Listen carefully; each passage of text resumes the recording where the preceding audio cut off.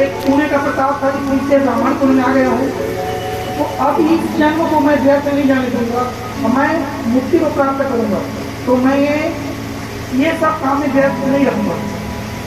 तो उसके माता को सीखे ही नहीं। उनके पिताजी बोले एक ऐसा जड़ है, और इसीलिए इसका नाम भी जड़ भरत पड़ गया, जिसकी कथा हम आपकी कहने जा रहे हैं। उसके बाद उसको कोई भी काम देते तो दूसरा कर देते। उनके जो बड़े भाई थे वो लोग भी उनको बोले कि भाई तुम भी कुछ काम कर। तो उसकी स्थिति ये थी कि वो परम तत्व में लीन रहते थे, जहाँ चाहे पड़े रहते थे, भगवान की भक्ति करते रहते थे। जो भाभी लोग हैं कुछ खाने पीने के लिए दे देते थे, उसी को लेके वो खा लेते थे। मिल गया तो खा लिए, नहीं मिले तो पड़े रहे। उनको कोई आसक्ति किसी भी चीज में नहीं था, और कोई गाली देते तो भी सुन लेते थे, कोई उनको मतलब ही नहीं था दुनिया की, मुक्ति के सदा देते।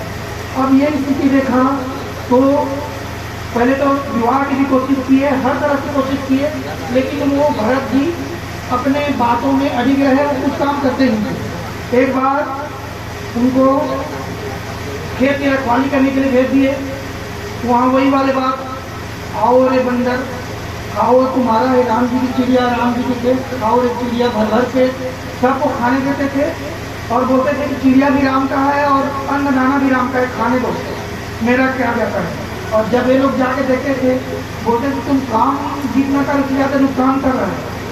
गड्ढा खोदने के लिए बोलते थे तो बता के गए रहते थे भाई लोग, इतना दूर तक तुम खेत को खोद के रखना, ये जब पूजा पाठ नहीं कर सकते तो गड्ढा ही खोदो। तो एक ही गड्ढा को खोद खोद के गड्ढा कर देते थे। ऐसी स्थिति में जब विचित्र स्थिति आई, तब देखे कि हर तरह से ये तो कोई भी काम में आ ही नहीं रहा है, कोई काम ही नहीं है।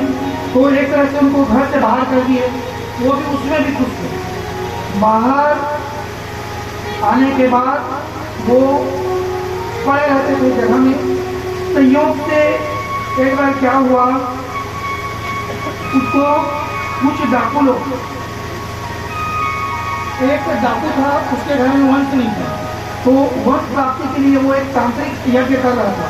तो तांत्रिक यज्ञ कर रहा था, तो उसमें बलि देने के लिए कोई व्यक्ति की जरूरत थी। तो देखे कि पड़ा है मुखदंड, पड़ा है जगह, बोले चल चल को ले जाना है, पकड़ के ले गए। उनको भी कुछ नहीं बोले, इतना विरक्त देते थे। पर मतलब एक तरह से मुक्ति के कगार में थे, जिंदा है तो फर्क नहीं है, मर गए तो फर्क नहीं, खाए तो फर्क नहीं, ये स्थिति है। अब उनको ले गए और दिव्य मंत्र का उच्चारण करते हुए जैसे ही उसको बलि देना चाहिए, माँ थी वहाँ पे भद्रकाली को लगा ये डाकू लोग अपना स्वार्थ पूर्ति करने के लिए यज्ञ कर रहे हैं, और इस यज्ञ में इस व्यक्ति का बलि दे रहे हैं जो परम भक्त है। मैं इसका बलि दूंगा, मैं बलि लूँ तो मैं जो परम तत्व परमात्मा को क्या जवाब दूँ। अगर इतना बड़ा ज्ञानी है, एक तो ब्राह्मण कुल का भी है, ऐसी ब्राह्मण अवध्य है, ऐसी स्थिति में इसका बलि, और जैसे ही ऐसे काटना चाहे तो मूर्ति दो भागों में टूट गया। वहां से भद्रकाली प्रकट हुई और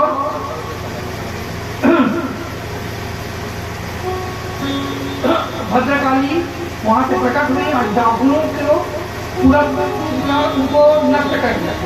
और उसके बाद भी उनको देवी दर्शन के बाद भी कोई फर्क नहीं पड़ा। उनको तो सिर्फ मुक्ति पाना था, उनको कोई देवी दर्शन से कोई लेना देना नहीं, खाने पीने से लेना देना नहीं।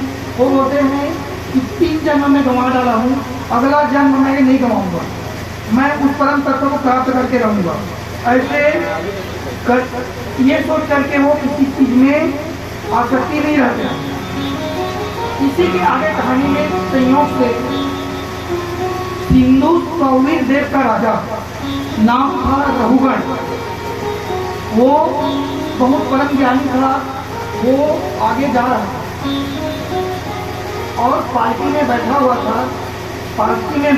था, और संयोग से उसका जो 4 कहार लोग उठाते हैं जोड़ा पालकी, उसका एक कहार बीमार पड़ गया, तो उनको एक कहारों की जरूरत पड़ी। तो उस समय ये अपने भाइयों की खेत की रखवाली के पास में बैठे हुए थे, भुक्तंड तो थे ही, भद्रकाली मंदिर से भी आ गया तो उनको कोई फर्क नहीं था, एकदम पड़े थे, लेटे थे। जब उनको देखे बोले ये आदमी उठा सकता है, उसको बोले कि चलो राजा ने बुलाया है, राजा रघुवर ने। वो कुछ बोले कि चलो, उनको कोई फर्क ही नहीं पड़ना है। अरे कहानों वहाँ पे पहुँचे, पालकी का एक पालकी ये उठाए तो इनके मन में जो जड़ भर था, उनको ऐसा लगता था कि एक छोटी सी गलती जो मृग में मोह कर दिया, उतने ही चक्कर में मैं एक 3 जन्म निकल गया मेरा, अब मैं दूसरी गलती नहीं करूँगा। तो पालकी को उठा के चलते थे तो उनको लगता था कि एक भी कीड़ा मेरे पैर के तले न मरे। तो जहाँ एक छोटा चींटी दिखा जोर से चलते थे, कहीं पे कीड़ा दिखा जोर से भागते थे। अब ऐसी स्थिति में अब राजा की गति पहुंची, जो पालकी में बैठा है वो ऊपर पर राजा की गति देखिए, वो बोलता है अरे कौन है, तुम लोगों को पालकी उठाना नहीं आता, पालकी उठाना नहीं आता। तो